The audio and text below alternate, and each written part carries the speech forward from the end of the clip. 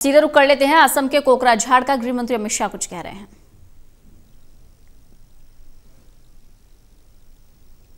कि जैसे सेमीफाइनल जीता है, फाइनल मैच भी उसी तरह से जीतना है। जरा मुझे बताओ, जीतना है ना? सब लोग सहमत है ना? मित्रों, ये रास्ता जो शांति का प्रशस्त हुआ है, वो पूरे क्षेत्र को विकास के रास्ते पर ले जाने वाला रास्ता है।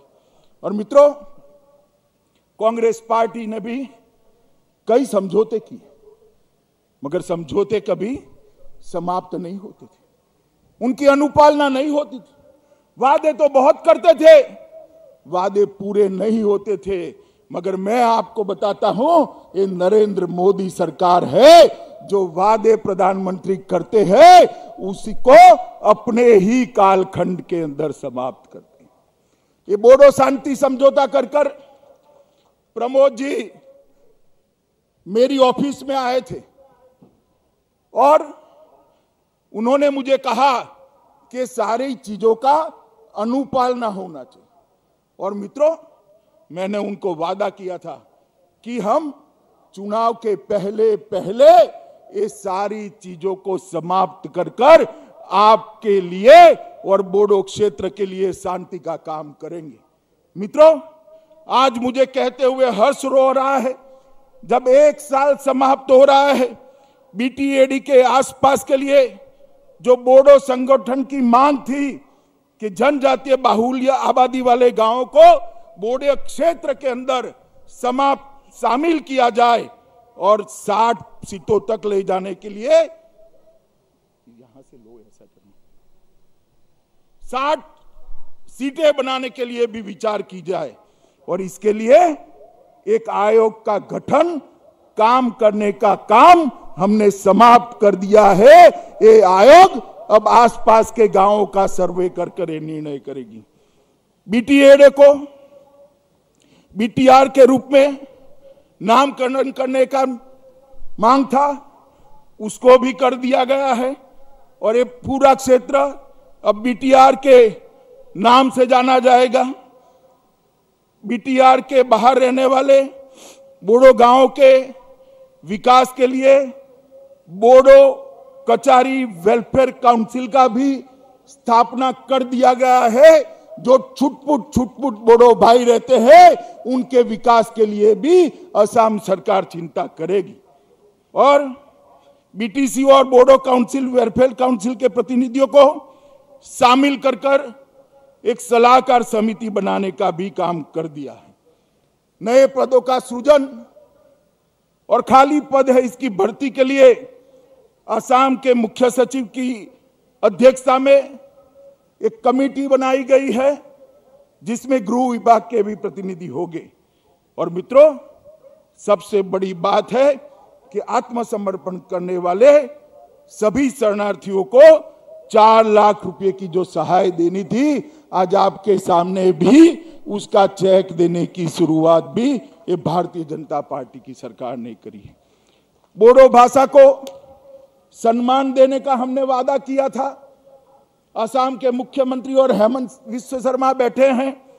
असम सरकार ने राज्य की सह राजभाषा का दर्जा बोडो लैंग्वेज को देकर आज वर्षों पुरानी मांग समाप्त कर दी है। बोडो मीडियम के स्कूल खोलने के लिए भी अलग डायरेक्टरेट स्थापना करने का काम शुरू कर दिया गया है और डायरेक्टरेट को, निर्देशालय को स्थापित भी कर दिया गया है। असम सरकार उदुलगड़ी, बक्सा और चिरांग में 3 मॉडल डिग्री कॉलेजों की भी स्थापना कर रही है। हमारा एक और वादा हमने पूरा कर दिया है। बोडोफा उपेंद्रनाथ ब्रह्मा के नाम पर उत्कृष्ट सांस्कृतिक परिसर, इसकी स्थापना की भी प्रक्रिया हो गई है। चुनाव के पहले पहले इसकी स्थापना को भी हम परिपत्रित कर उपेंद्रनाथ ब्रह्मा को श्रद्धांजलि देने का काम करेंगे।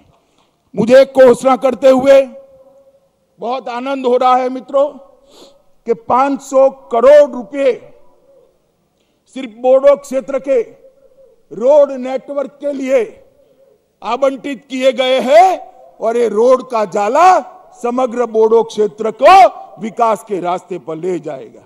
मित्रों, बोडो समझौते में 5,000 करोड़ का जो पैकेज निर्धारित किया गया था, इसमें सारी मांग होने के बाद ऊपर मैंने जो गिना है उसके अलावे 750 करोड़ रुपया और उसकी 65 योजनाओं को हमने चालू कर दिया है और उसमें से 570 करोड़ रुपया अलग से आवंटन भी हो चुका है।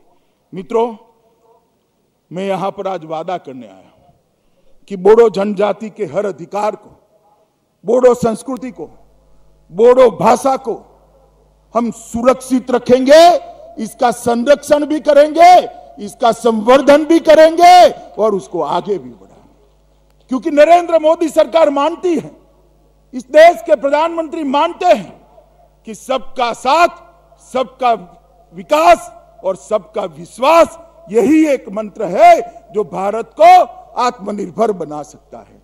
और प्रधानमंत्री जी का सीधा ध्यान है बोडो समझौते का अमल कैसे हो रहा है। और मैं आपको फिर से एक बार कहना चाहता हूं कि आर्थिक, सांस्कृतिक, शैक्षणिक हर प्रकार की प्रगति को हम सुनिश्चित करेंगे और साथ ही साथ आपके राजनीतिक अधिकारों का भी सुरक्षा हम करेंगे। उचित स्थान बोडोलैंड के हमारे प्रतिनिधियों को असम सरकार के अंदर भी मिलेगा। मित्रों, असम के अंदर 2014 में भारतीय जनता पार्टी की सरकार बनी और उसके साथ ही शांति, विकास और रोजगारी के एक नए युग की शुरुआत हुई। असम के अंदर सालों से अलग अलग नाम से युवाओं को गुमराह किया जाता था। कभी संस्कृति की बात करते थे, कभी भाषा की बात। कुछ नहीं होने वाला। असम की संस्कृति और भाषा को आपसे ज्यादा सुरक्षित करने का काम भारतीय जनता पार्टी करेगी। इसका ठेका किसी एक पार्टी का नहीं। और ये कांग्रेस पार्टी सालों तक असम को रक्त रंजित करती रही और अलग अलग प्रकार के आंदोलन करते रहे। मैं पूछना चाहता हूं, अगर ये आंदोलन न हुए होते तो आज हमारा असम कहां पहुंचा? सर्बानंद जी को मुख्यमंत्री बनाया, हेमंत जी सीनियर मंत्री बने। आज 5 साल में जो 70 साल में विकास नहीं हुआ था, वो विकास आसाम का हुआ है और ये शांति प्रक्रिया के लिए है। आज भी मैं कहना चाहता हूं कि आसामी, नॉन आसामी, बोडो, नॉन बोडो, ये झगड़े खड़े करने वाले लोगों को पहचान लीजिए। ये हमारे विकास के लिए नहीं कर रहे हैं, राजनीतिक रोटियां सेकने के लिए कर रहे हैं। और समय आ गया है कि आसाम की जनता को, ऐसे लोगों को सबक सिखाने का।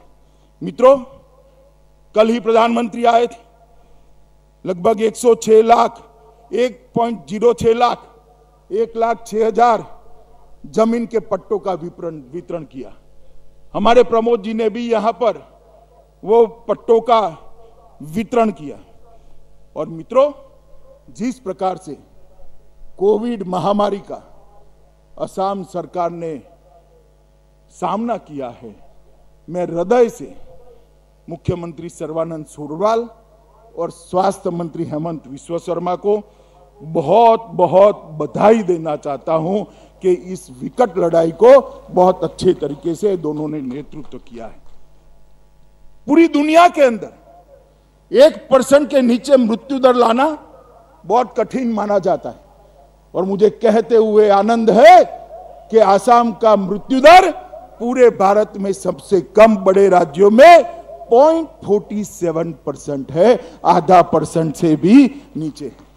और जो लोग बीमार हुए उसमें से 98% लोग आज स्वस्थ होकर अपने परिवार के पास लौट गए हैं। मैं फिर से एक बार असम के मुख्यमंत्री और स्वास्थ्य मंत्री, ये दोनों की जोड़ी को बहुत बहुत बधाई देना चाहता हूं।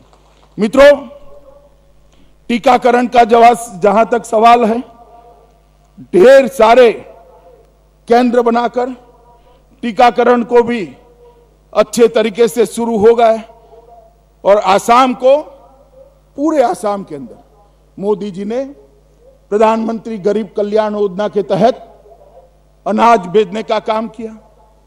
धान भेजा, गेहूं भेजे, दलहन भेजे, किसानों को 3 बार सहायता भेजी, फ्री गैस के सिलेंडर भेजे, माताओं के बैंक अकाउंट में 3 बार 500 रुपया भेजा गया और 4 लाख कामगार जो बाहर से आए थे उसको असम सरकार ने। तो गृह मंत्री अमित शाह को आप सुन रहे थे, जो केंद्र सरकार की उपलब्धियां गिनवा रहे थे।